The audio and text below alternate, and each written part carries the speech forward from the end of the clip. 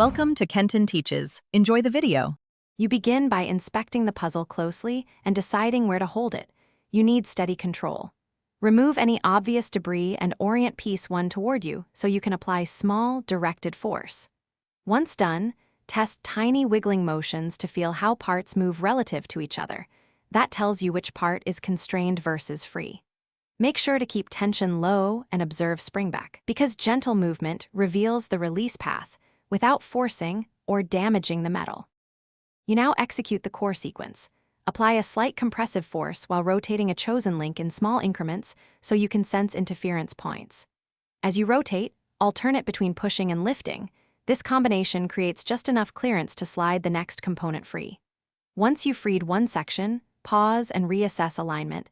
Realign remaining parts along the same release vector so they follow smoothly. Keep movements deliberate and slow, because hasty motions hide the necessary small adjustments that unlock the middle complexity. You finish by guiding the final link along the path you've already established, maintaining the same alignment and gentle pressure. As it nears free, ease off slightly to let tolerances clear. A small reversal and reapproach often releases binding spots. If things jam, don't force. Reverse the last move 1/2 turn, reevaluate angles, and retry slowly so you learn the constraint causing the holdup. Always avoid tools that bend metal. Use padded pliers only as an emergency.